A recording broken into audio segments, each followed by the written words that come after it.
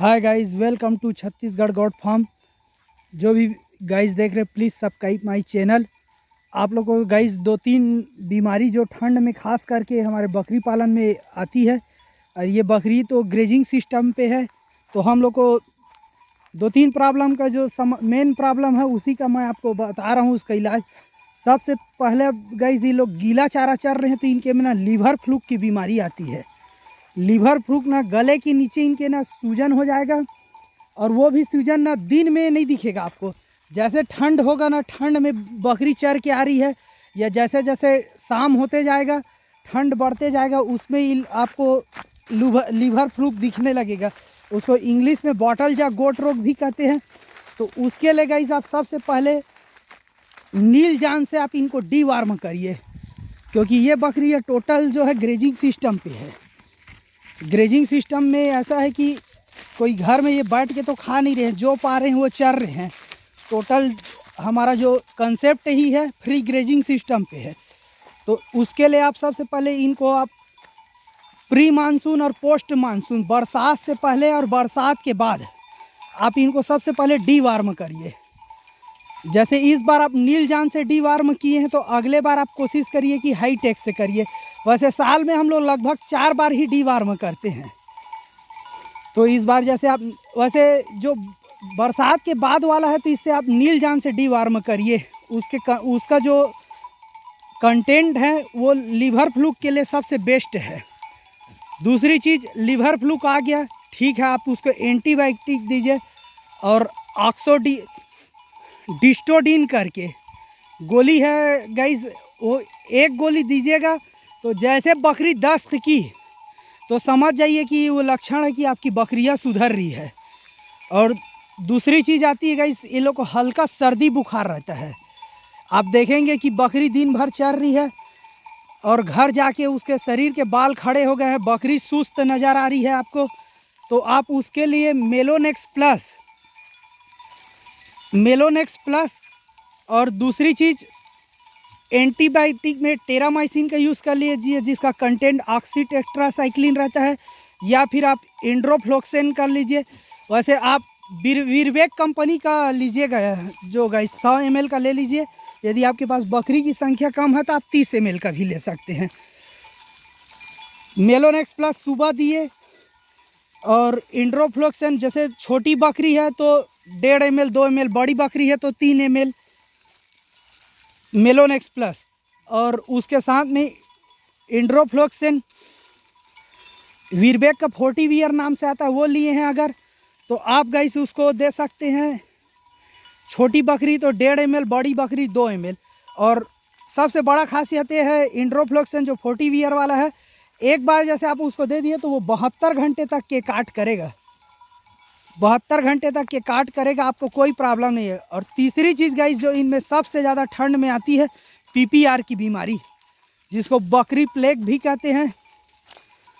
PPR का सबसे अच्छा उपचार उसका टीका है, क्योंकि लार्ज क्वांटिटी पे आपकी बकरी है, आप यदि टीकाकरण नहीं कराए हैं और पीपीआर आ गई, तो आप ये मान के चलिए, लिख के ले लीजिए कि आपको नुकसान उठाना ही पड़ेगा। बकरियों का मृत्यु दर उसमें रहेगा ही रहेगा। पीपीआर के लक्षण गाइस, आँख से कीचड़ निकलेगा, नाक बहेगा उसका, मुंह में छाले रहेंगे, और उसको एकदम तेज बुखार रहेगा, और बुखार के साथ वैसी दस्त भी ज़बरदस्त लगेगा उसको। वो जो भी खाएगा दस्त लगेगा। और दूसरा उसके में ना उसका पेट बंध जाएगा, गोबर नहीं होगा, दस्त में होगा, अगर नहीं हुआ तो पूरा बंध जाता है उसका पेट। तो पीपीआर के लिए आप वैक्सीन करवाइए। पीपीआर का वैक्सीन साल में एक बार लगेगा, या फिर 3 साल में भी एक बार। तो भाई हम लोग तो हर साल में एक बार लगाते हैं। जैसे ये बकरियां हैं, पीपीआर का एक बार इसको वैक्सीन लग गया तो 1 साल में एक बार ही लगेगा, दोबारा उनको वैक्सीन लगवाने की कोई ज़रूरत नहीं है। दूसरी चीज़ गाइस, अगर पीपीआर आ गया तो बुखार के लिए आप उसको मेलोनेक्स प्लस दीजिए। सबसे पहले आप कोशिश करिए कि उसका बुखार उतरे।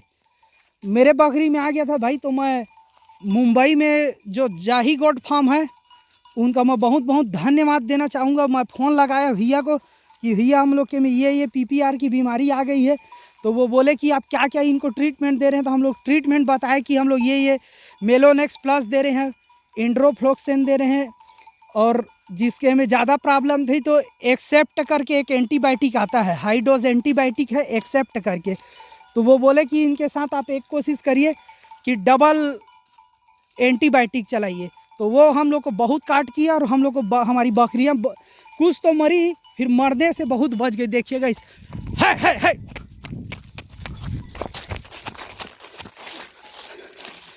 ये बकरी लोग जहाँ खाली खेत में तो चरी रहे हैं, उसके बाद ये साले इधर आ जाते हैं। तो आप वैसे कोशिश करिए, डीवार्मिंग करिए, उसके बाद इनको ना वैक्सीन लगाइए। और तीसरी चीज़ गाइस, ईटी की प्रॉब्लम आती है। बकरी दिन भर चर रही है, अच्छा दबा के पानी पी, पेट फूल जाएगा उसका। बाएं साइड में ही इसके चारा का जो पॉलीथीन रहता है, वो बकरी उसके बाद पॉलीथीन उसका पूरा भर जाएगा, पैक हो जाएगा, न पेशाब कर पाएगी, न लेडी कर पाएगी, गोबर नहीं कर पाएगी। तो उसके लिए आप ब्लूटोसिल करके भी दे सकते हैं, और सबसे अच्छा तो हम लोग अभी यूज़ कर रहे हैं ट्राइलिन करके, टायरिल करके यूज़ कर रहे हैं लिक्विड। बड़ी बकरी है तो 20 ml, छोटी बकरी है तो 10 ml, वो सबसे बढ़िया। और ईटी का भी वैक्सीन लगवाइए।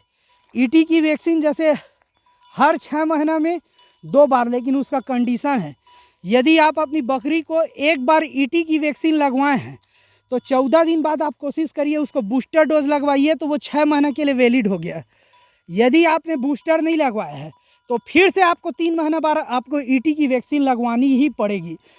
वैक्सीन का गाइस ये खेल है कि बकरी आपके पास लार्ज क्वांटिटी की है, यदि कोई प्रॉब्लम आ गया, बीमार हो गई, तो फिर वो आपको सबसे पहले चीज़, बीमार हो गई बकरी, ठीक है, वैक्सीन लगेगा तो कोई प्रॉब्लम नहीं आएगा। जैसे कोरोना का जिसको भाई वैक्सीन लगा था, यदि हुआ भी है कोरोना तो 2-4-10 ठो गोली वोली खा के ठीक हो गया, और जिसको वैक्सीन नहीं लगा था कोरोना हो गया तो फिर उसको तो फिर बहुत प्रॉब्लम आया। बस वैसे ही इसका भी खेल है।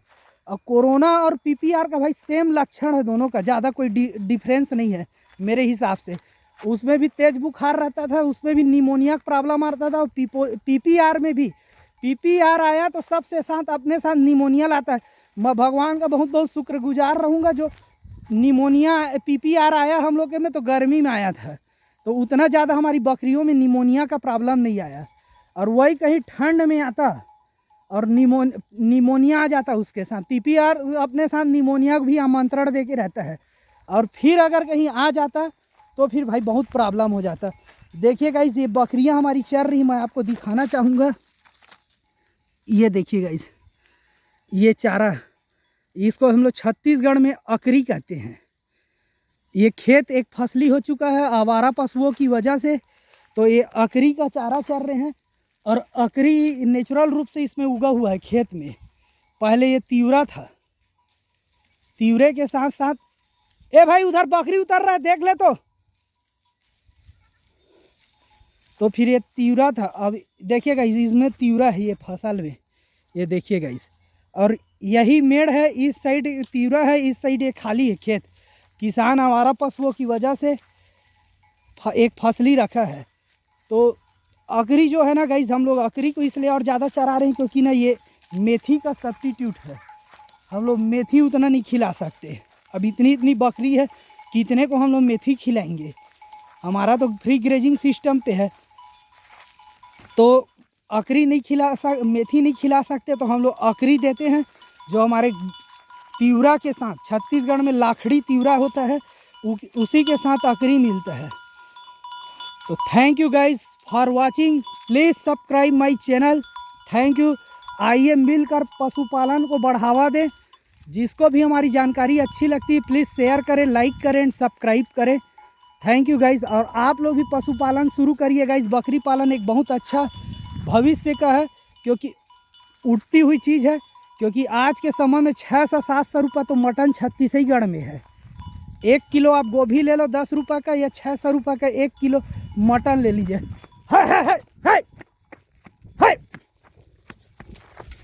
Thank you guys for watching.